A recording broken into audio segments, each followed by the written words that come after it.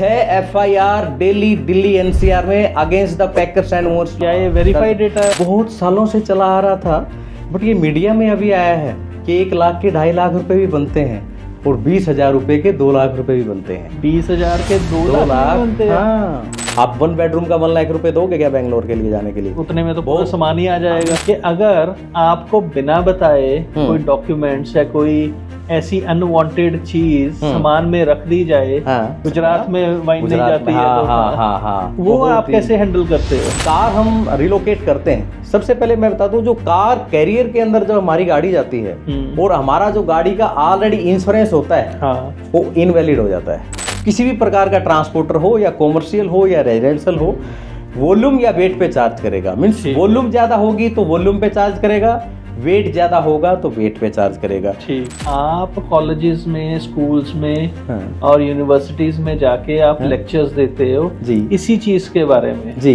तो उनको क्या जरूरत है इस चीज? BMW जिसको गाड़ी लेनी है ना, वो मारुति के शोरूम पे नहीं जाएगा भाई, हुंडई के शोरूम पे नहीं जाएगा, वो BMW के शोरूम पे पहले ही घर से ही लोकेशन लगा के जाएगा, मुझे जाना कहाँ है। तो कंपटीटर नहीं होते। पर्सनल शिफ्टिंग करना है आपको, प्री मूव सर्वे जरूर कराना चाहिए। प्री मूव सर्वे।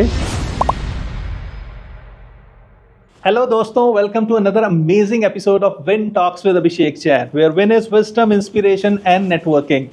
सो पॉडकास्ट स्टार्ट करने से पहले मैं आपको एक इंसिडेंट बताना चाहूँगा। मेरे एक दोस्त को ना नोएडा से बेंगलोर शिफ्ट करना था। उसने रैंडमली गूगल के ऊपर सर्च किया कि भाई मेरे को पैकर्स एंड मूवर्स चाहिए, तो उसने 3-4 लोगों को कॉल किया और एक कंपनी सेलेक्ट की। उन्होंने कोटेशन उसको भेजा 1,06,000 रुपये का, तो उसने ये लोएस्ट था, उसने फाइनल कर दिया। पर जब वो खुद बेंगलोर पहुंच गया और उसका सामान वहाँ पे आना था, तो उसको पता लगा कि पैकिंग एंड मूविंग वो कंपनी वाला उससे 2.5 लाख रुपए की डिमांड कर रहा है टोटल। तो उसका पूरा का पूरा दिमाग हिल गया। उसके पास कोई चारा ही नहीं था। उसने वो 2.5 लाख रुपए भी पे किए। 4 दिन की जगह उसका सामान 10 दिन में पहुंचा, और जो सामान पहुंचा उसमें से बहुत सारी चीज़ें उसकी टूटी हुई मिली उसको। क्या आपके साथ भी ये फ्रॉड हुआ है, या आपके जानने वाले के साथ भी ये फ्रॉड हुआ है कि कई बार तो सामान ही नहीं पहुंचा, और जो सामान पहुंचा टूटा हुआ पहुंचा या डिलेड पहुंचा और हरासमेंट हुई उसको? तो ये चीज़ सुन के ना मेरा दिमाग बहुत ख़राब हो गया था, और मैं चाहता था कि मैं जानूँ पैकर्स एंड मूवर्स इंडस्ट्री के बारे में कि ये इंडस्ट्री ऐसे ही काम करती है। आज मेरी पकड़ में एक बहुत बड़े दिग्गज, इस इंडस्ट्री के दिग्गज आए हैं, विनोद शर्मा जी। आइए उनसे पता करते हैं कि 1 लाख का 2.5 लाख कैसे बन जाता है। So Vinod ji, welcome to win talks with Abhishek Jain. Thank you so much Abhishek जी।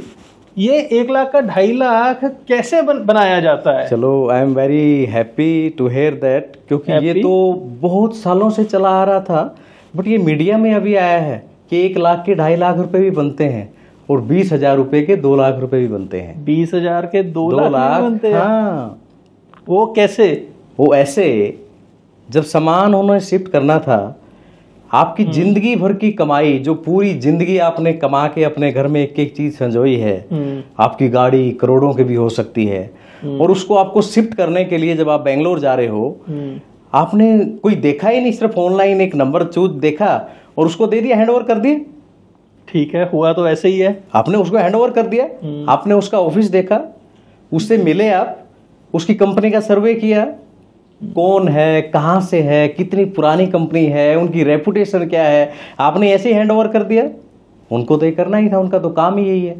नहीं, फिर भी कैसे? सब कुछ उन्होंने लिख के दिया कि हाँ ये शिफ्ट डॉक्यूमेंटेशन किया था उन्होंने, या वर्बली बात हुई थी? सिर्फ बात हुई थी कि हाँ जी ये शिफ्ट करेंगे, ये शिफ्ट करेंगे। बट बातों में और डॉक्यूमेंटेशन में दिन रात का फर्क होता है। इसमें मैं बताता हूँ लोग कैसे करते हैं अभिषेक भाई। ऐसा होता है, जैसे उन्होंने 1 लाख में बात कर ली, लो कॉस्ट में हमेशा ऐसा होता है, क्योंकि जबकि 1 लाख रुपए तो सिर्फ ट्रांसपोर्टेशन कॉस्ट है, वो कैसे पॉसिबल है? उसमें पैकिंग भी, लोडिंग भी, अनलोडिंग भी कैसे हो सकता है? फिर लोग क्या करते हैं, हिडन चार्ज, बहुत ज्यादा हिडन चार्ज लगाते हैं। कैसे? जैसे 1 लाख रुपए उन्होंने बताया, उसके बाद 28% GST लगाया उन्होंने, 28,000 हो गया। 28% GST लगा दिया उन्होंने, 28% हो गया। 10% सरचार्ज भी लगा गया।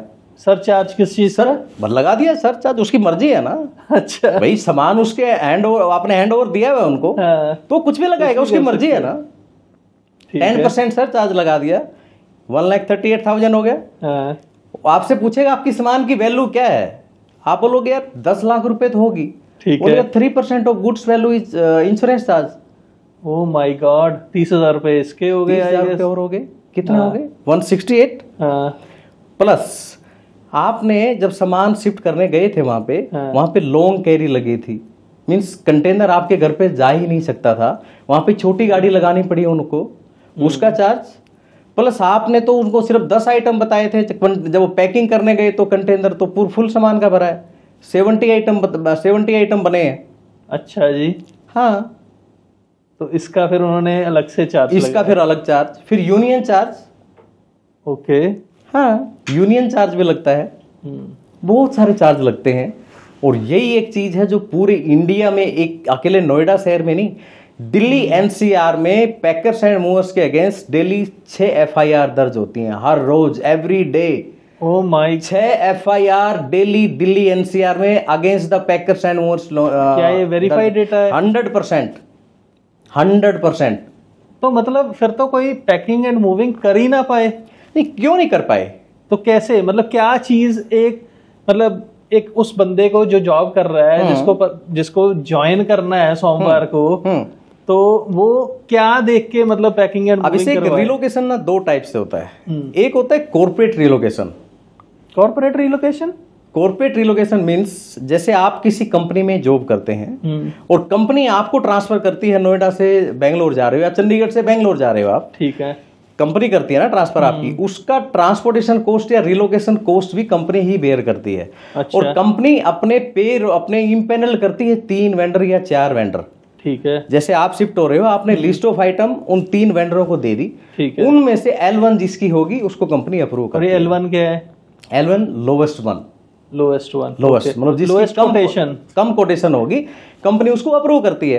तो उसमें आप सेफ एंड साउंड हो, क्योंकि कंपनी ने ऑलरेडी जो वेंडर इंगेज किए हैं, इम्पेनल्ड किए हैं, वो 100% वेरीफाइड है, उन्होंने उनके डॉक्यूमेंट्स वेरीफाई किए हैं, उनकी सर्विस चेक की है, तभी तो इम्पेनल्ड है।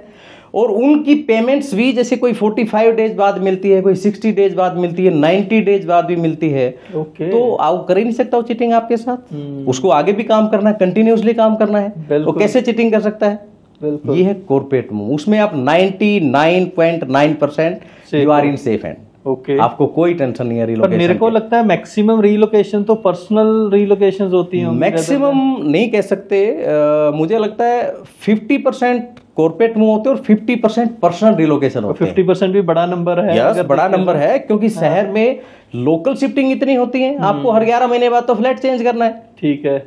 जितनी नई सोसाइटियां बन रही हैं, सब में कोई ना कोई तो आएगा ही, बिल्कुल, महीने बाद 2 महीने बाद पूरी सोसाइटी वो पैकेज एंड मूव्स के थ्रू ही आएगा। तो ये तो बहुत बड़ा ह्यूज नंबर है, ऐसा नहीं है कि। तो वहां पे फिर जो पर्सनली शिफ्ट कर रहे हैं अपने घर को, वहां पे आपको सावधान होने की जरूरत है। जब आप पर्सनल शिफ्ट करते हो, कॉर्पोरेट शिफ्टिंग में आपको टेंशन ही नहीं है। तो सावधान कैसे हो? मतलब सावधान रहने के बहुत तरीके हैं। सबसे पहले मुझे लगता है ना अभिषेक भाई, अगर शिफ्टिंग करना हो आपको, या लोकली विद इन सिटी करना हो या डोमेस्टिक करना हो, पर्सनल शिफ्टिंग करना है, आपको प्री मूव सर्वे जरूर कराना चाहिए। प्री मूव सर्वे? हाँ। आपके यहाँ पे कौन सा सर्वे होगा? यस, हमारे यहाँ प्री मूव सर्वे होता है। मींस आपको बेंगलोर शिफ्ट होना है, ठीक है, एक रिलोकेशन कंपनी का एम्प्लॉय आपके घर पे जाएगा, उस सामान देखेगा आपका क्या क्या सामान है, उस सोसाइटी की टर्म्स एंड कंडीशन क्या है, कितने बजे तक गाड़ी उसके अंदर एंटर हो सकती है, कितने बजे बाहर जाएगी। अच्छा, आपका सामान लिफ्ट में आएगा या नहीं आएगा, ठीक है, लगेज लिफ्ट अलाउड है या नहीं अलाउड है, ठीक, आपकी सोसाइटी के अंदर कंटेनर जितना सामान की वॉल्यूम है आपकी, उस साइज का कंटेनर क्या आपकी सोसाइटी के अंदर आ सकता है या नहीं आ सकता है, ठीक है। ये बहुत सारी चीजें देखने की होती हैं। सपोज हम कई बार टेलीफोनिकली सर्वे करते हैं, मीन्स आप बताते हो टेलीफोन पे कि मेरा ये सामान है। सपोज आपने बोला मेरा एक फ्रिज है, फ्रिज तो 10,000 का भी होता है, फ्रिज 2.5 लाख रुपए का भी होता है। बिल्कुल बिल्कुल। एक जो बंदा है वो कैसे अज्यूम करेगा कि वो 2.5 लाख रुपए का फ्रिज हो सकता है? उसके लिए तो उसको अलग से पैकिंग मेटेरियल उसी टाइप का लाना पड़ेगा ना कि 2.5 लाख रुपए का फ्रिज है। तो ये चीजें प्री मूव सर्वे में बहुत सारी चीजें क्लियर होती हैं, जो बाद में जाके हिडन कॉस्ट का कारण बनती हैं। ओके, हमेशा प्री मूव सर्वे 100% जरूर कराना चाहिए। और आजकल तो उसके ही बहुत ऑप्शन आ गए। सपोज आपके पास टाइम नहीं है प्री मूव सर्वे कराने का, आप वीडियो कॉल सर्वे कर लो। ओके, तो वीडियो कॉल करके आप सारा सामान दिखा सकते हो, उससे उसको आइडिया आ जाएगा। ये तो और भी इंटरेस्टिंग है, मतलब दोनों का टाइम से। अगर ये भी नहीं कर सकते, आप अपने पूरे सामान की वीडियो बना के अगले के पास भेज दो, ये भी इंटरेस्टिंग है, इजी है ना। बिल्कुल। उसमें देखो आगे आपके बहुत सारी ना प्रॉब्लम से बच सकते हो आप अगर ये चीजें करोगे तो। प्री मूव सर्वे मुझे लगता है एक लोकल शिफ्टिंग के दौरान या डोमेस्टिक कहीं पे भी आप शिफ्ट कर रहे हो, प्री मूव सर्वे से बेटर कोई ऑप्शन ही नहीं है। और इसके चार्जेस भी होते हैं? नो, अगर आप लोकल सिटी में हैं, जैसे विद इन द सिटी, कोई चार्जेस नहीं होता इसका। प्री मूव सर्विस सभी कंपनियां फ्री ऑफ कॉस्ट देती हैं। ठीक है, कोई चार्जेस नहीं। उनके लिए भी आसानी है, पैकिंग एंड मूविंग कंपनी के लिए भी आसानी है अगर वो प्री मूव सर्वे कर ले तो, क्योंकि उनको पता लग जाता है कि एग्जैक्टली मेरे को क्या चाहिए, बार बार आने जाने की हेजल नहीं है, सामान की हेजल नहीं है। हाँ, प्री मूव सर्वे में देखो क्लाइंट किस टाइप की सर्विस चाहता है, ये बहुत सारी चीजें मैटर करती हैं, तो उससे क्लियर हो जाता है। ये बहुत ही, मैं ये बताऊं, सबसे important part of your shifting is pre move survey. ठीक है विनोद जी, एक चीज तो आपने प्री मूव सर्वे की बात की। ठीक, मैं 2-3 कंपनी से मतलब ये चीज करवाता हूँ मैंने, ठीक है, चाहे इंटरनेट के ऊपर ढूंढा या मेरी कंपनी ने ही मेरे को दिया। करेक्ट। अगर मैं पर्सनली कोई चीज शिफ्ट कर रहा हूं तो मेरे को एक चीज बताओ कि कैसे मैं इंश्योर करूं ये packing and moving company A और packing and moving company B ये ऑथेंटिक है। क्या डॉक्यूमेंट्स मेरे को देखने चाहिए इन कंपनीज के? क्योंकि हम बहुत सारी चीजें देखते हैं कि कई बार तो पैकिंग एंड मूविंग कंपनी अगर हम ढूंढते हैं तो it's a local transporter. Correct है, वो पैकिंग एंड मूविंग कंपनी नहीं होती है। तो क्या डॉक्यूमेंट्स हमारे को चेक करने चाहिए? Abhishek ji, packing and moving, packers and movers का काम ऐसा है, आपने अक्सर देखा होगा जब आप रोड पे चल रहे होंगे ना, छोटा कोई टेम्पो वाला ना, टेम्पो वाला वो भी अपने टेम्पो के ऊपर लिखवा के रखता है, घर सामान शिफ्ट करने के लिए संपर्क करें। एक रिक्शा वाले को भी आप बोलोगे ना कि मुझे सामान शिफ्ट करना है, वो बोलेगा बाबूजी मैं करवा दूंगा आपका सामान। बिल्कुल। ये बड़ा वो क्या करते हैं, कहीं से भी लेबर चौक से लेबर ले आते हैं। और मुझे लगता है अभिषेक जी, सामान शिफ्ट करना not just a package shifting, we are moving emotions of humans. हम लोगों के इमोशंस को शिफ्ट कर रहे हैं। तो आप किसी को भी ऐसे ही हैंड ओवर कर देते हो? नहीं, आप चूज करते हुए professional relocation packing and moving company को हमेशा चूज करना चाहिए। फर्स्ट, आपको एक तो डॉक्यूमेंटेशन जरूर होना चाहिए। कोटेशन, आप जैसे आपने शिफ्ट करना तो कोटेशन लो अगले से, ठीक है, और कोटेशन पे क्या क्या टर्म्स एंड कंडीशन है वो मेंशन होनी चाहिए। ठीक है। उसके बाद उनसे क्लियर करो कोई हिडन कॉस्ट तो नहीं है, उसका जीएसटी नंबर चेक करो वैलिड है या नहीं है। ठीक है। लोग ऐसा भी करते हैं, जीएसटी नंबर एक बार ले लिया उसको कैंसिल करा देते हैं और उसमें कोटेशन में लगा दिया जीएसटी नंबर, वो आपको तो दिखे तो जीएसटी रजिस्टर्ड कंपनी है, बट वो तो कैंसिल है। बिल्कुल। आप अगर इंटरनेट पे देखेंगे तो प्राइवेट लिमिटेड कंपनी है, वैसे ऑफिस पे नहीं है उस कंपनी का, तो वो फिर हमारे को ऑफिस जाके चेक करना चाहिए। यस, अगर आपके पास टाइम है पर्सनल ऑफिस में जाइए, फिजिकल सर्वे, जैसे वो अपना आके आपका सर्वे करते हैं ना, क्योंकि देखो रिलोकेशन ऐसा नहीं आपको हर रोज करना होता है या महीने में करना होता है या हफ्ते में करना होता है, ऐसा तो नहीं है ना। मुझे लगता है साल में, 2 साल में, 3 साल में ऐसे ही आदमी को जरूरत पड़ती है, मे भी 10 साल में ना।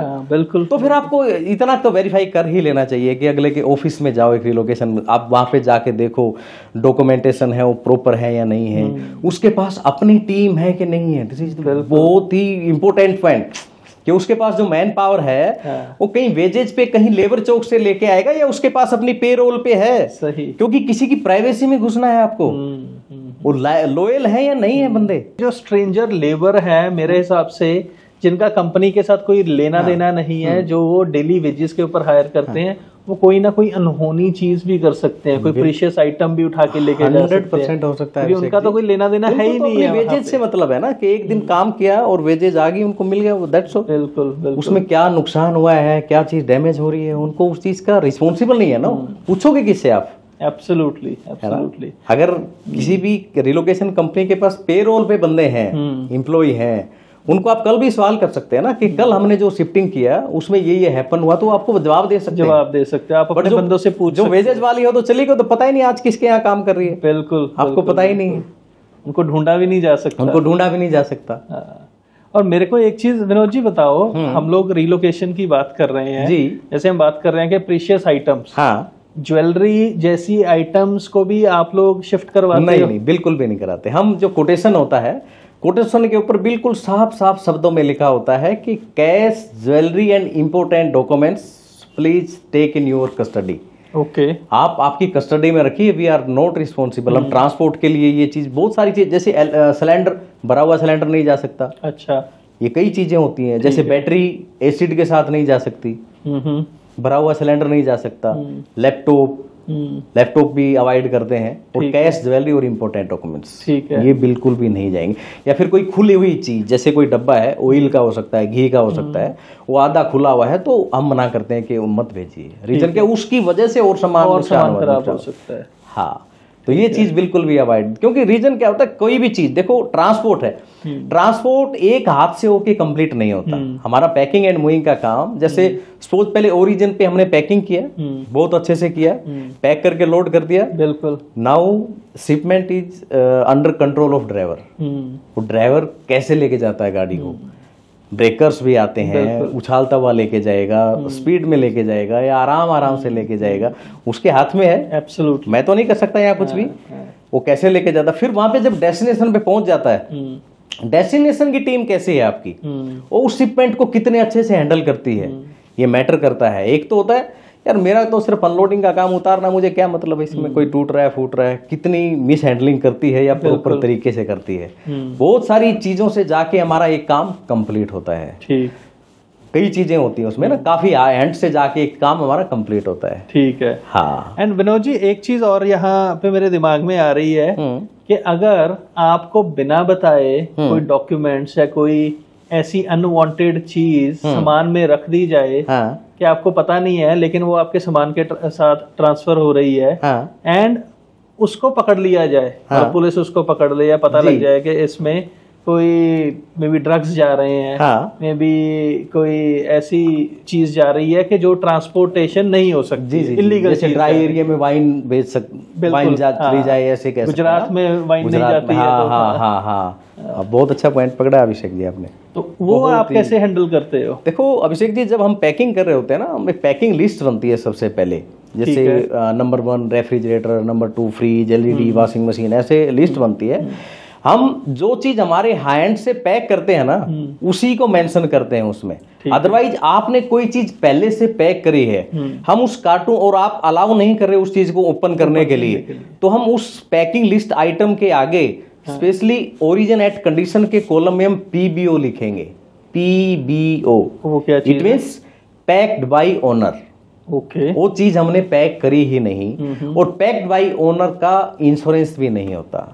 अगर वो इंश्योरेंस क्लेम में लेना चाहे तो PBO की आइटम का इंश्योरेंस भी नहीं होता है, क्योंकि न इंश्योरेंस कंपनी को पता है उसमें क्या है, न एक रिलोकेशन कंपनी को पता है उसमें क्या है, तो उसका इंश्योरेंस भी नहीं होता है। ओके, तो we are not responsible for any PBO item.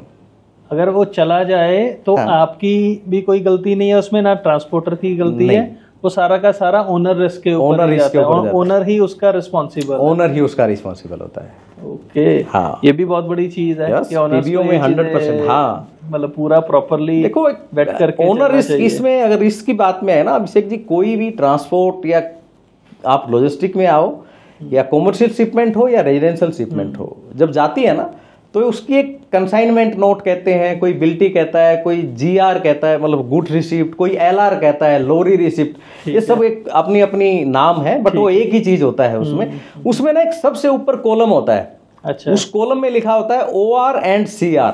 अच्छा, ये इसका क्या मतलब? OR का मतलब होता है ओनर रिस्क, ठीक है, और CR का मतलब होता है कैरियर रिस्क। अच्छा, हाँ, इट मीन्स अगर OR पे टिक है, हाँ, तो ओनर रिस्क है, हाँ, और रिलोकेशन कंपनी उसका कोई रिस्पॉन्सिबल नहीं है अगर कोई भी सामान आपका डैमेज हो जाता है तो। और अगर विनोद जी, यहाँ पे अगर किसी ओनर ने इंश्योरेंस करवाई हो और वहां पे ओनर रिस्क लिखा हो, हाँ, तो ऐसा भी पॉसिबल होता है? बिल्कुल कर सकता है।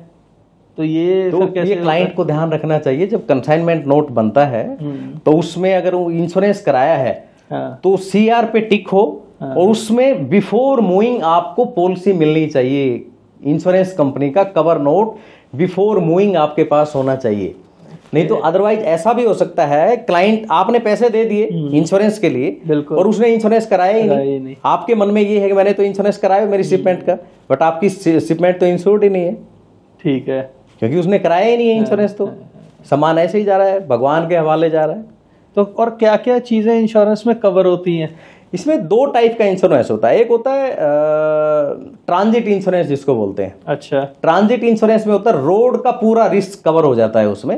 मीन्स देखो कि भगवान न करे किसी के साथ ऐसी घटना हो, बट फिर भी जैसे एक्सीडेंट हो जाती है, कोई आग लग जाए, लड़ाई हुड़दंगा, फायर, पलट जाए गाड़ी, रोड के ऊपर जब गाड़ी चल रही है उसमें किसी प्रकार की कोई दुर्घटना कुछ भी होता है तो वो हमारा ट्रांजिट जो इस रिस्क है उसमें कवर हो जाता है। ओके। हाँ, और एक सेकंड होता है ऑल रिस्क कॉम्प्रिहेंसिव इंश्योरेंस, जो उसमें थोड़ा सा प्रीमियम ज्यादा होता है बट उसमें complete end to end risk cover होता है हमारा। ये 2 टाइप से इंश्योरेंस होते हैं हाउस होल्ड के। वेरी इंटरेस्टिंग जी।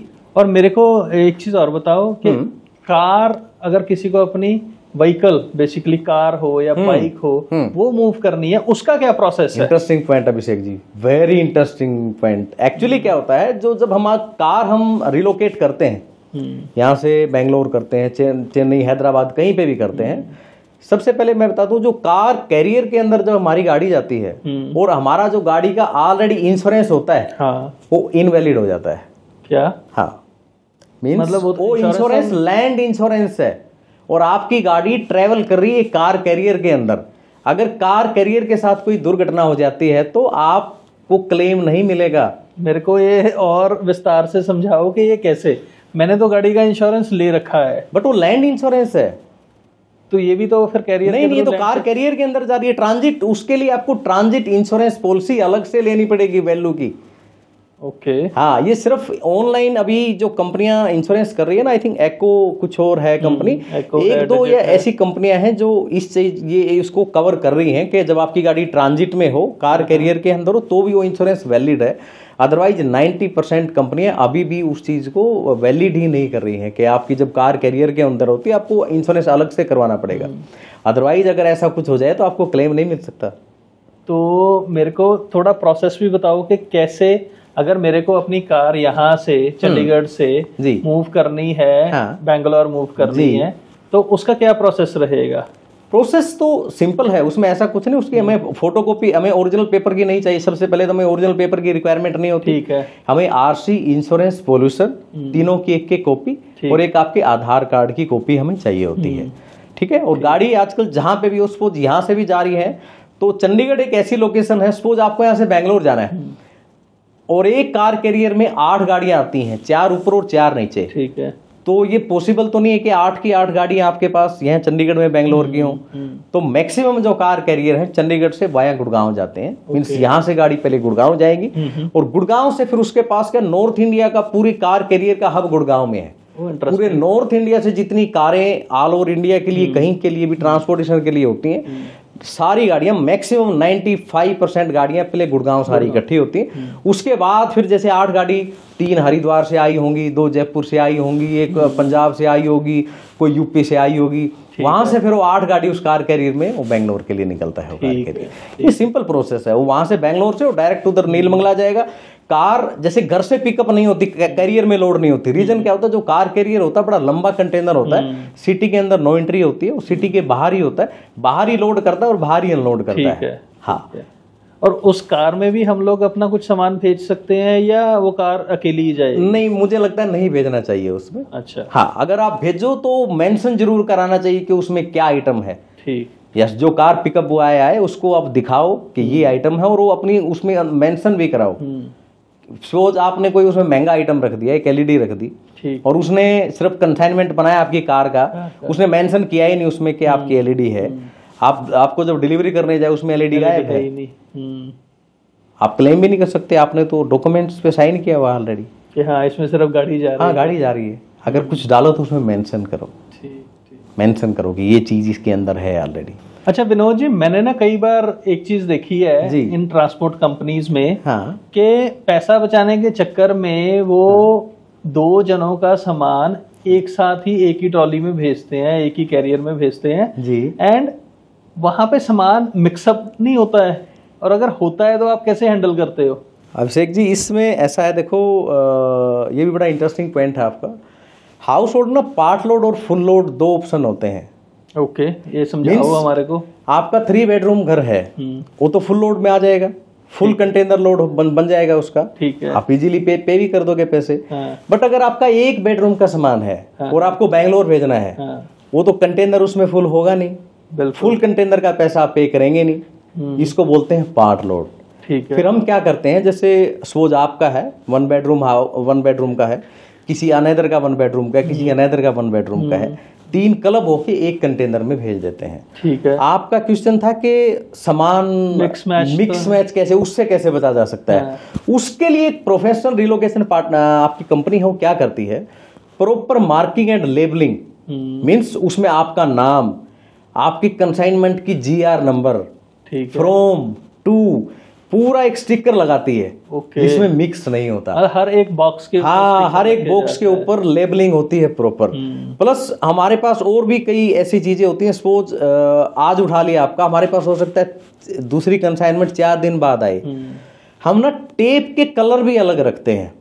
अच्छा। कुछ कंपनी, जैसे सपोज आपकी जब पैकिंग में टेप लगाई रेड लगा दी, दूसरे की पैकिंग में टेप ब्लू लगा दी, ऐसे टेप की डिफरेंस कर सकते हो आपको, जो इजीली नेक्स्ट जो वहां पे डेस्टिनेशन टीम है, आप इजीली बता सकते हो कि red colour is Abhishek goods, blue colour is मैंग गुड्स, एंड ये कलर आप ऐसे इजीली बता सकते हो। Very interesting. हाँ, क्योंकि देखो अभी 1 बेडरूम के लिए बैंगलोर का है, बैंगलोर का 75,000 20 फीट का कंटेनर का ट्रांजिट ओनली ट्रांसपोर्टेशन कॉस्ट है। बट आपका 1 बेडरूम है, आप 75,000 कैसे दे दोगे? प्लस उसमें packing, loading, unloading near about goes to 1 lakh.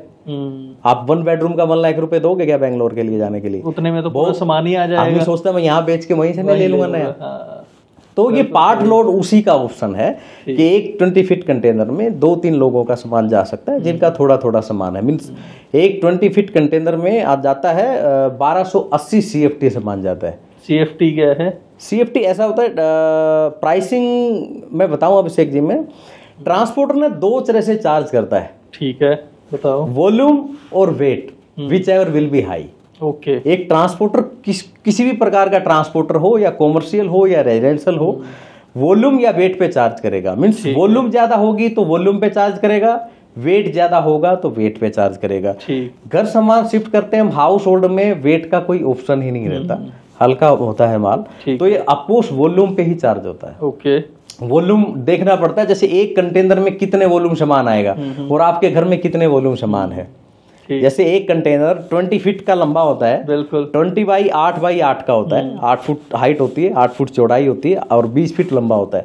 20 × 8 × 8 1280 CFT आ गए उसमें सामान। ठीक है, मतलब 1280 CFT उसमें सामान आएगा।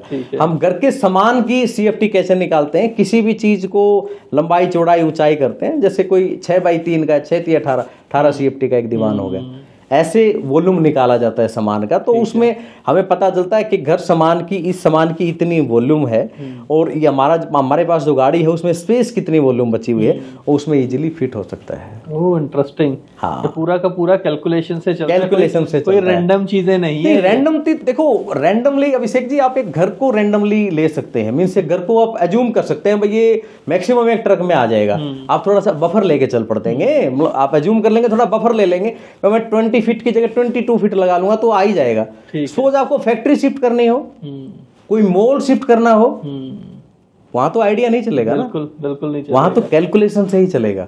आपको एग्जैक्ट CFT निकालनी पड़ेगी कि इस सामान की CFT कितनी है, आपको प्रॉपर उस CFT के आधार पे आप एज्यूम कर सकते हो उसमें कितनी गाड़ियां लगेंगी, कितने ट्रक्स लगेंगे, कितना पैकिंग मीटर लगेगा, कितनी मैन पावर लगेगी, तभी आप कोस्ट दे सकते हैं किसी क्लाइंट को।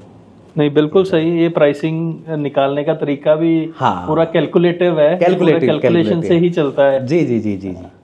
और विनोद जी, एक चीज और बताओ, अगर ये हम अभी तक जितनी भी हमने बातें की है, ये सारी की हैं कि अगर हमारे को इंडिया में ही चीजें मूव करनी हो, एक सिटी से दूसरी सिटी में मूव करनी हो, और अगर मेरे को अपना सामान कनाडा भेजना है, मैं MNC में काम कर रहा हूँ, मेरे को लाइक ऑन जॉब रोल मिल गया है किसी कंपनी में, मैं जर्मनी जा रहा हूँ या US जा रहा हूँ, कनाडा जा रहा हूँ, तो मतलब वो कैसे होगा? मतलब किस बाहर तरीके की अभिषेक जी, बाहर जो मैक्सिमम सामान जाते हैं ना, वहाँ उनको कंपनी ऑफर करती है कि आप आपका सामान रिलोकेशन कर सकते हो। अच्छा। उनका अलाउंस कुछ ऑलरेडी कंपनी ने फिक्स किया हुआ है, या कंपनी ही उनका इम्पैनल, उनके वेंडर होते हैं, वो अपने इंडिया का जो भी उनका पार्टनर है उससे बात करेंगे और उसमें सीबीएम में जाता है। जैसे डोमेस्टिक मार्केट में सीएफटी बेसिस चलता है, इंटरनेशनल मार्केट में सीबीएम चलता है। ओके। जैसे ये सीएफटी क्यूबिक फीट में जाता है, वो क्यूबिक मीटर में जाता है। ओके। तो वहां से फिर आपको कितना अलाउंस है, सपोज जो I think may be post के आधार पे आप किस लेवल पे हो, आपको कितने सीबीएम अलाउड है लेके जाना वहां पे, वो कंपनी कोस्ट अपनी बेयर करेगी। वो अपने इंडियन जो उसका पार्टनर होगा उससे कोस्ट पूछेगी कि भी कितना कोस्ट है, और फिर आप इजीली उसको पैक करके पोर्ट पे आप दे सकते हैं, जैसे मुंबई पोर्ट, दिल्ली, जो भी उनका पार्टनर होगा, और वहां से इजीली जा सकता है बाई सी, कोई इशू नहीं है।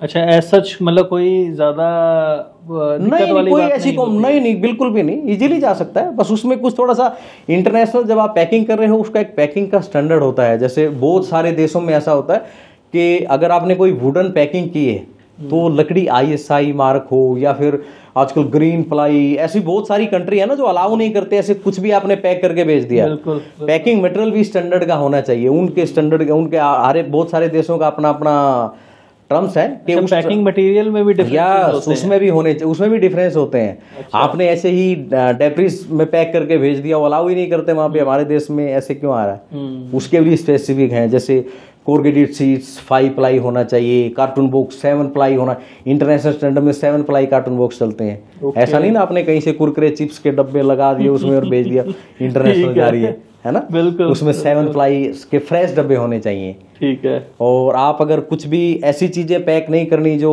नमी आ जाए, उसमें पैकिंग करते हुए आपको सिलिका जेल डालना पड़ता है। जैसे पैकिंग करते हुए भी आपके पास जो टीम हो स्टैंडर्ड, उसको पैकिंग, उसको इंटरनेशनल, हाँ, उसको पैकिंग स्टैंडर्ड पता होना चाहिए। सिलिका जेल डलेगा क्योंकि वो 1 महीना 2 महीना पानी में रहेगा शिपमेंट, मॉइस्चर न आए, कोई चीज खराब न हो, सिलिका जेल डालनी है, कितनी डालनी है, क्या चीज जाना, क्या बहुत सारी चीजें हैं जो जा नहीं सकती वहां पे, किसी देश में प्रोहिबिटेड है, अलाउड ही नहीं है, आप लेके नहीं जा सकते।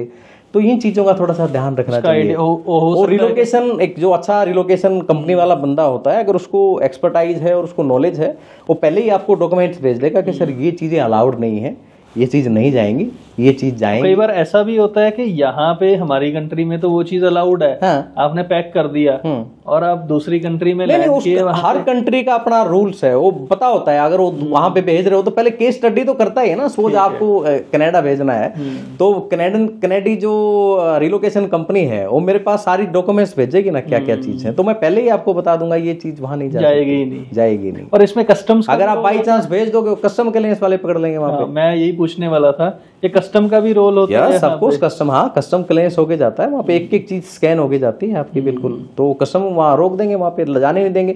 या अगर चला भी गया बाई चांस यहाँ से निकल गया, वहाँ पे उसको इतना कस्टम चार्ज लग जाएगा, उससे वो जितने की चीज नहीं उससे 10 गुना ज्यादा तो उसका कस्टम चार्ज लग रहा है।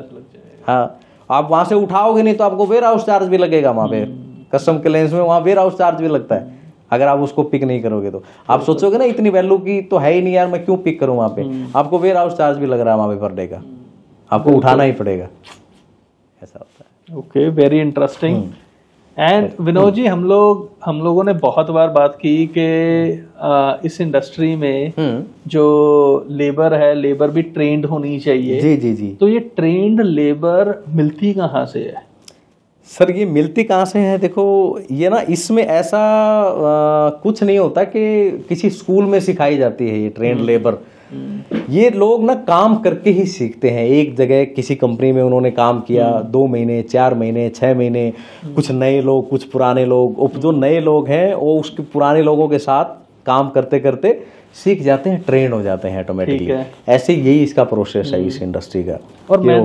और मैंने जब मैं आपके बारे में भी थोड़ा बहुत स्टडी कर रहा था तो मेरे को पता लगा कि आप कॉलेजेस में, स्कूल्स में और यूनिवर्सिटीज में जाके आप लेक्चर्स देते हो इसी चीज के बारे में। जी, तो उनको क्या जरूरत है इस चीज की? मतलब दे विल बी तो मतलब मैनेजर्स एंड ऑल, तो वो ट्रेनिंग्स उनके किस काम की? अभिषेक जी, कॉलेज में, यूनिवर्सिटी में, कहीं पे भी ना सिर्फ लॉजिस्टिक एंड सप्लाई चेन के बारे में पढ़ाया जाता है, मींस कॉमर्शियल के बारे में पढ़ाया जाता है। और ये जो है ये रेजिडेंशियल सेगमेंट है, ठीक है, रेलिवेंट टू ट्रांसपोर्ट, बट ये रेजिडेंशियल सेगमेंट है, इसके बारे में नहीं पढ़ाया जाता बच्चों को कि घर सामान रिलोकेशन कैसे करते हैं, वहां सिर्फ फैक्ट्रियों से सामान कैसे भेजते हैं, वहां बहुत कुछ सिखाया जाता है, बट घर सामान शिफ्ट कैसे करना है, उसमें क्या क्या जॉब अपॉर्चुनिटियां हैं, उसमें आप एंटरप्रेन्योर कैसे बन सकते हो, बहुत हाई लेवल पे भी जा सकते हो। जैसे यहाँ पे इंडिया में बहुत सारी बाहर की कंपनियां हैं जो पैकिंग एंड मूविंग कंपनियां हैं, जैसे AGS फॉरविंड फ्रांस की कंपनी है,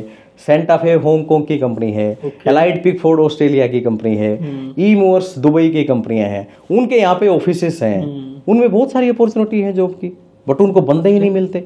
वही बंदे एक कंपनी से दूसरी में जाते रहते हैं, तीसरी में जाते रहते हैं। ठीक है। तो मेरा जो मेन फोकस है बच्चों को, वो इस इंडस्ट्री से, पहले ये बड़ी छोटी इंडस्ट्री थी, अब ये बहुत ह्यूज मार्केट हो गई है, बहुत बड़ी इंडस्ट्री हो गई है। तो बच्चों को थोड़ा सा अवेयर करना है कि लॉजिस्टिक एंड सप्लाई चेन का एक बच्चा MBA है, BBA है, और रिलोकेशन इंडस्ट्री में भी बहुत अच्छा काम कर सकता है, बहुत अच्छा जॉब अपॉर्चुनिटी मिल सकती है, बहुत अच्छा एंटरप्रेन्योर भी बन सकता है। तो मैं बच्चों को बेसिकली रिलोकेशन के बारे में बताता हूँ कि रिलोकेशन में आप अपना फ्यूचर कैसे बना सकते हैं, आप कैसे आगे बढ़ सकते हैं। और सबसे इंटरेस्टिंग बात है अभिषेक जी, इसके लिए रिलोकेशन का काम करने के लिए आपको जरूरी नहीं है आप चंडीगढ़ में रहते हो और आपको बेंगलोर जाना पड़ेगा, आपको दिल्ली जाना पड़ेगा। ठीक है। आप टायर 2 सिटी में भी कर सकते हो, अंबाला में भी कर सकते हो, सोनीपत में भी कर सकते हो, पानीपत में भी कर सकते हो, जलंधर में भी कर सकते हो, लुधियाना में भी कर सकते हो, स्कोप है, बठिंडा में भी कर सकते हो, बहुत ज्यादा स्कोप है, बहुत ज्यादा स्कोप है। अगर आपको देखो कॉर्पोरेट्स के साथ काम करना है तो ऑफकोर्स फिर आपको वन सिटी चूज करना पड़ेगा, क्योंकि सारे कॉर्पोरेट्स वहां होते हैं। अगर आप रिटेल काम करना चाहते हैं या पर्सनल ऐसा करना चाहते हैं कि एक छोटे, तो आप टायर 2 सिटी से इजीली स्टार्ट कर सकते हैं आप, बिल्कुल इजीली। और क्या अपॉर्चुनिटी है? बहुत अपॉर्चुनिटी है। मैं तो कहता हूँ स्टार्टिंग जैसे BBA MBA का लड़का, बहुत सारे देखो जो टॉप क्रीम होती है ना, क्रीम किसी भी स्कूल की, कॉलेज की, उसको तो पहले ही उठा ले जाते हैं कंपनी वाले, वो कॉलेज प्लेस आउट हो जाता है ना सबका। बिल्कुल बिल्कुल। But what about the 50, 60, 70? उनका क्या कसूर है? उन्होंने भी पूरी फीस दी है, पूरा समय लगाया है अपना, ठीक है, जो कर सकते थे किया था ना।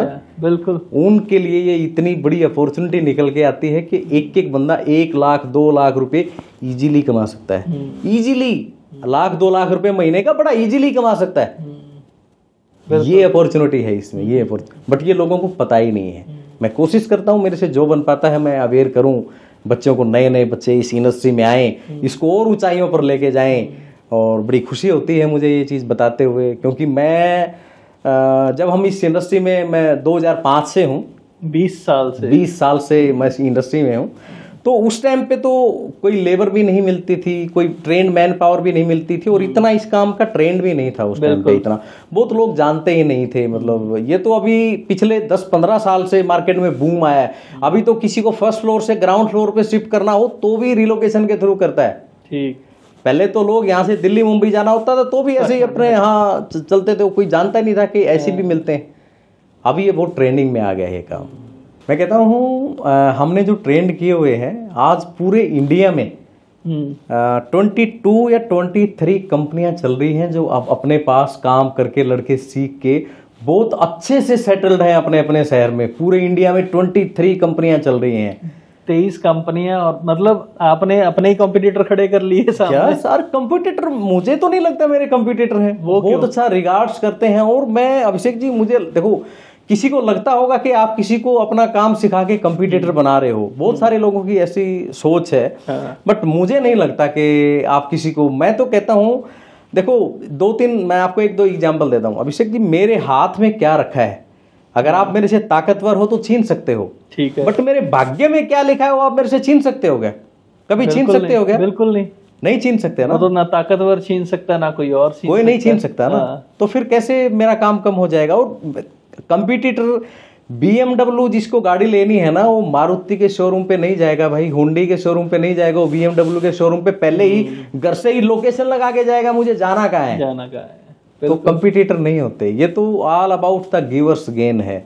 और मुझे अच्छा लगता है, मुझे लगता है कोई कंपटीटर नहीं है, तो मार्केट है, एक दूसरे से ऐसे सीखते हैं। हमने भी कहीं ना कहीं से सीखा है, लोग हमारे से सीखें। और मुझे तो बड़ी खुशी होती है कि एक और बात है ना अभिषेक जी, आप लोग भंडारा लगाते हैं, लंगर लगाते हैं, बहुत अच्छी बात है, बट भंडारा लंगर खाने से ना सिर्फ 4 घंटे के लिए पेट की आग बुझती है।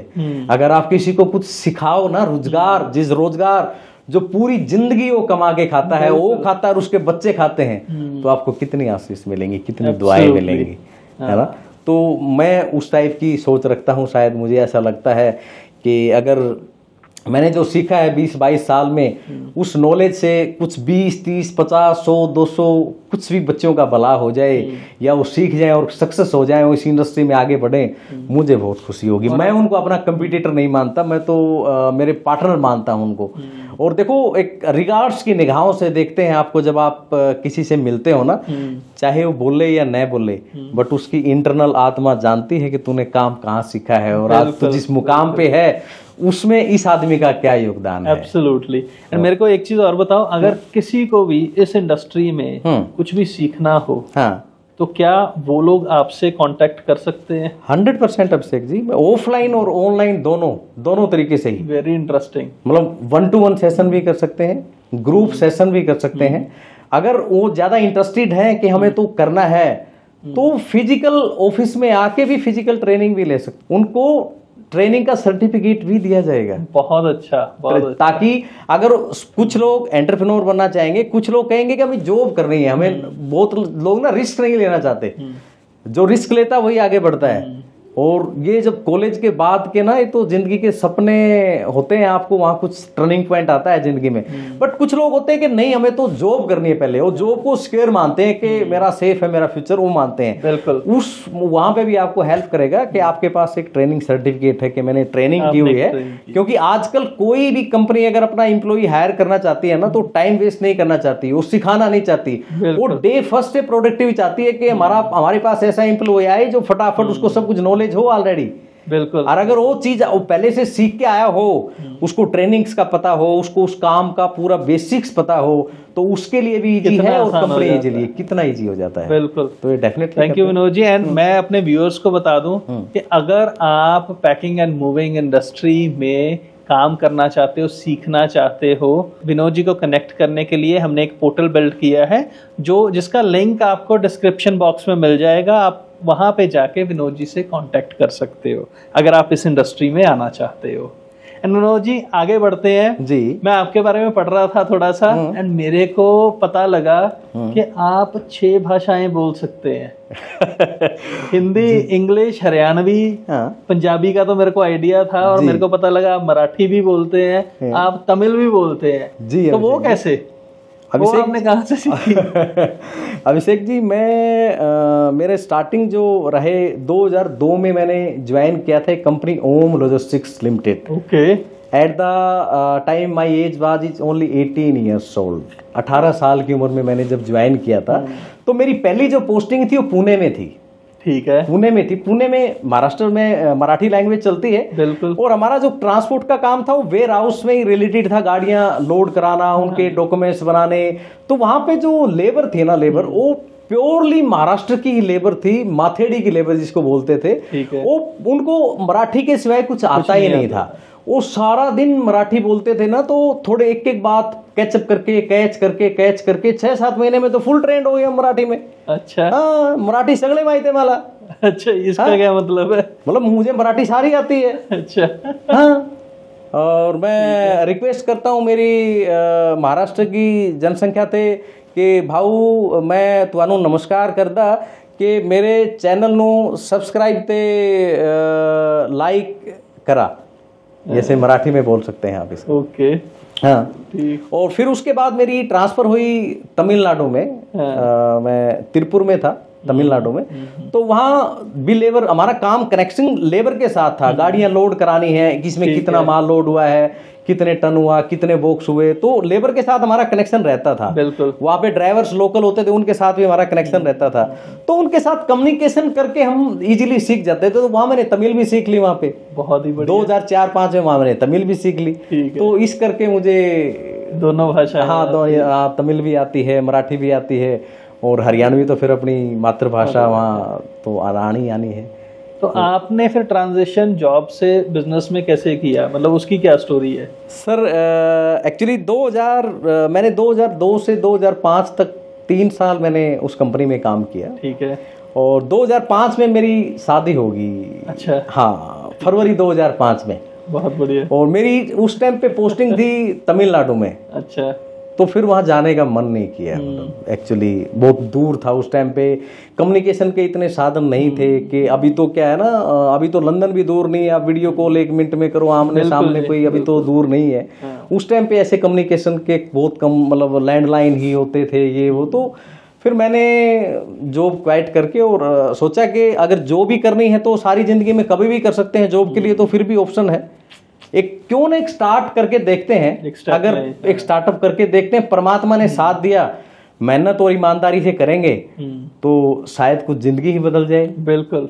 और अगर कुछ नहीं भी हुआ ना तो कौन सा, हमने कोई पुरखों का बिजनेस थोड़ी डबो दिया, हम फिर जॉब कर लेंगे शुरू। ठीक है, क्या बुराई है उसमें। और मुझे लगता है हर स्टार्टअप कोई नया काम करता है ना, वो एक बार यही सोच के करता है कि यार लेट्स ट्राई, एक बार देखते हैं, अगर अच्छा गया तो आगे बढ़ेंगे और नहीं तो फिर जॉब कर लेंगे। जॉब की तो फिर भी अपॉर्चुनिटी आपके पास खुली ही रहेगी। बिल्कुल। तो वो सोच के किया था मैंने। 2005 में लास्ट में स्टार्ट किया था, चंडीगढ़ से ही आके स्टार्ट किया था। उससे पहले मैंने चंडीगढ़ कभी देखा भी नहीं था कि चंडीगढ़ कहाँ है। ठीक है। मैं अपनी बाइक पे ही सिंगल 1 मैन आर्मी से मैंने स्टार्ट किया था। मेहनत और ईमानदारी से काम करते रहे, परमात्मा साथ देता रहा और धीरे धीरे धीरे धीरे आज 20 साल हो गए कब ये सारा सब कुछ हो गया। और सब बहुत अच्छे से, मतलब शुक्रगुजार हैं ऑलवेज ऑन, परमात्मा का धन्यवाद ही करते रहते हैं। नहीं, बिल्कुल बिल्कुल। एंड विनोद जी, यहाँ से आगे, मतलब मैं जब आपसे सुनता भी हूँ कई बार, मैं आपसे ये सुनता हूँ कि आप यहाँ बैठे बैठे आप किसी भी सिटी में आप कनेक्ट करवा सकते हो। आपके पार्टनर्स हैं, वो कैसे, मतलब आपके इतनी ब्रांचेस कैसे हैं, ब्रांचेस हैं या मतलब क्या चीज है ये? आप कैसे बोलते हो, इतने कॉन्फिडेंस से कैसे बोलते हो? अभिषेक जी, ये बड़ा इंटरेस्टिंग पॉइंट आपने उठाया है। एक्चुअली जब हमने स्टार्ट किया था ना, जब बड़ा मुश्किल होता था हमें, क्योंकि हम तो यहाँ चंडीगढ़ बैठे हैं, गाड़ी, अब हम किसी भी क्लाइंट का काम लेते हैं एंड टू एंड काम लेते हैं। मीन्स उसमें पैकिंग, लोडिंग, ट्रांसपोर्टेशन, अनलोडिंग, वहां पे फिर unpacking and resetting also complete, आपको जैसे बेड वगैरह लगा के सारा कंप्लीट काम करके देते हैं। तो स्टार्टिंग में तो हमें बहुत प्रॉब्लम होती थी कि वहां आगे अनलोडिंग कौन कराएगा, अनपैकिंग कौन कराएगा। लेकिन अभी पिछले 5 साल से ना हमारा एक ग्रुप है, movers guild of India, MGI जिसको कहते हैं, हमने बनाया था 5 साल पहले। आई एम द को फाउंडर ऑफ दिस ग्रुप। तो उसमें ना हम 100+ एंटरप्रेन्योर हैं पूरे पैन इंडिया से, 100+ पैन इंडिया से एंटरप्रेन्योर, टॉप के टॉप नोच, अपने अपने शहर के टॉप नोच एंटरप्रेन्योर हैं। तो अब तो इजी हो गया, मैं easily packing and moving industry, yes same packing and moving industry के पूरे इंडिया से कहीं पे भी आपको काम, आपकी पैकिंग कराना हो, लोड कराना हो, अनलोड कराना हो, तो एक्चुअली हेल्प्स टुगेदर, एक दूसरे की मदद करते हैं। अब मेरा रायपुर जाना है सामान, तो मेरा रायपुर वाला पार्टनर है, इजीली मेरा सामान अनलोड कराएगा, अनपैक कराएगा, मेरी गाड़ी भी वहां से रिटर्न लोड कराएगा। और उसका यहाँ पे चंडीगढ़ आना है तो मैं उनका इजीली यहाँ पे काम कराऊंगा, अनलोड भी कराऊंगा। एक्चुअली ये ट्रस्ट बिल्ड हो जाता है। आप एक प्लेटफॉर्म पे या एक ग्रुप के साथ एक जुड़े हो, आप एक प्लेटफॉर्म पे हो, तो आपका ट्रस्ट लेवल इतना स्ट्रॉन्ग हो जाता है कि आप इजीली आप दे सकते हो एक दूसरे को काम। तो मैंने एक पॉइंट बोला था ना कि डेस्टिनेशन पे आपकी मैन पावर कैसी है, ये बहुत मायने रखता है ना। आप क्योंकि वहां तक का 90% काम हो चुका होता है, 90% काम 10% काम पे टिका है कि वो कितना सफलता से होगा। अगर वहां पे अनपैकिंग अनलोडिंग वाली टीम ने काम अच्छे से नहीं किया तो आपका 90% काम खराब हो जाता है। ये तो है, बिल्कुल। इसलिए हमें ट्रस्ट वर्दी पार्टनर ही चाहिए ऑल ओवर इंडिया में, जो सामान को अनलोडिंग अनपैकिंग करते हुए ये ना सोचें कि ये किसी और की अनलोडिंग या अनपैकिंग है, और ये सोचें ये मेरी ही अनलोडिंग और मेरी ही अनपैकिंग है। क्योंकि हम एक प्लेटफॉर्म के थ्रू एक साथ जुड़े हैं, MGI movers guild of India के, हम सभी पार्टनर हैं। And movers guild of India में और लोग भी इसका हिस्सा बन सकते हैं? हाँ बिल्कुल, जहाँ पे हम एक सिटी से एक ही बंदा उसका मेंबर बन सकता है। अच्छा। मीन्स चंडीगढ़ से एक ही है, चेन्नई से एक ही है, हैदराबाद से एक ही, बॉम्बे, दिल्ली, हर जगह से एक ही बंदा है। जिस लोकेशन पे हमारा बंदा अभी फिलहाल लोकेशन वैकेंट है, उस लोकेशन से कोई बंदा आना चाहे उसमें तो वेलकम है, और 100% वो मेंबर बन सकता है और पार्टनर बन सकता है। मेंबर क्या कहेंगे, हम पार्टनर कहेंगे। और हर आदमी के, मैं तो ये कहता हूँ जो सिटी वैकेंट है उनके लिए अपॉर्चुनिटी है। आपको डे फर्स्ट से आपकी ही इंडस्ट्री के 80, 90, 100 लोग मिल जाते हैं बिजनेस करने के लिए। आपको एब्सोल्युटली, आप उनके साथ नेटवर्किंग करिए, बात करिए, एक दूसरे के साथ कनेक्ट करिए, आपको कितना बिजनेस मिल जाएगा आपको, बिल्कुल डेफिनेटली बैठे बैठे। और आप बिल्कुल प्राउडली से कह सकते हो कि मेरे 100+ ब्रांच हैं ऑल ओवर इंडिया में, 100+ ब्रांच। यही तो मतलब सुन के मेरे को हैरानी होती थी कि आप तो चंडीगढ़ में बैठे हो, 100+ ब्रांचेस कैसे खोल। हाँ, ये ऐसे बहुत अच्छा फॉर्मूला ये निकला है और बहुत अच्छा वर्क कर रहा है। मतलब एक दूसरे को बहुत हेल्प हो रही है, एक दूसरे को ना सबके लिए बहुत इजी काम हो गया है, ये बहुत इजी हो गया है। बहुत ही बढ़िया विनोद जी।